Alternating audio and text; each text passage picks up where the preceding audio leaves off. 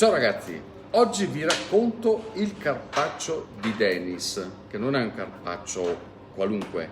Innanzitutto la carne, che carne è? È una carne di rendena, che è una qualità di bestie che stanno sviluppando con l'Università di Padova.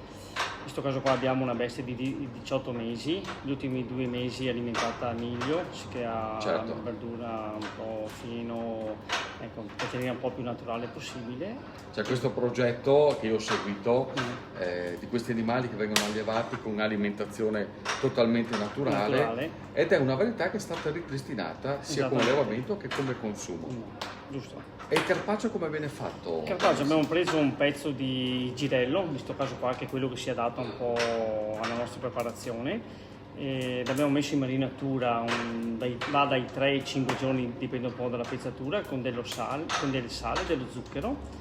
Il sale per l'umidità. Il sale per togliergli l'acqua e lo zucchero che aiuta a cucinare la carne. La carne non rimane completamente cruda, ma ricorda un po' un affettato, una bresaola, un sapore un po' più ricco, più forte. Per quanto tempo rimane così la marinatura poi? Con la pezzatura che abbiamo fatto prima faremo 6-4 giorni, in cui lei riposa in frigo. Ho capito. Trascorsi i 4 giorni viene tolta dal frigo, viene leggermente pulita o sciacquata un po' sotto l'acqua. Certo. E poi viene messa in frigo o sottovuoto oppure in congelatore. Poi come lo proponi tu, Denis? Io adesso in questo periodo estivo lo propongo con delle zucchine marinate, che le abbiamo grattugiate, condite con solo l'aceto e un po' di pepe, senza sale, in modo che non tolga l'acqua. Certo. Si conserva di più, mettiamo un po' un'insalatina sopra il carpaccio, delle zucchine, un po' di mandorle che sono anche primaverili estivi, leggermente tostate, un filo d'olio e basta. Così, sufficiente. Sufficientemente così. Perché quando la carne è buona non ci vanno tante cose sopra, altrimenti si rischia di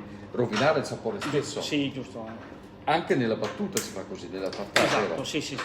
Infatti noi l'abbiamo presa, un bel pezzo di carne un po' sgrassata, tritata molto finemente a mano. L'abbiamo condita con dell'olio, del sale, un pizzico di Worcester, del pepe e basta.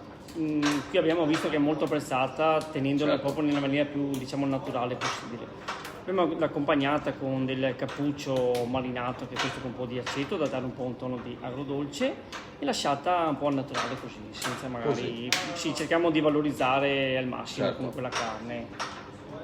Questo carpaccio e questo tartare mi sanno tanto di antipasti, e lo dico perché dopo la dedrio. Denis, ogni volta che vengo qua lei è sempre pronto. Sempre spiedo che va. È un caldo che si muove. È un caldo che si muove, sempre bello da vedere. Sempre spiedo di pollo e costine per oggi a pranzo. Ecco, dai. Mi autoinvito. Va bene. Vabbè. Okay. Ciao ragazzi e buon appetito. Mi raccomando, continuate a seguirmi, ci vediamo alla prossima cantierata. Denis, Sì. viva la rendena. E via rendena. Cin cin. Cin cin.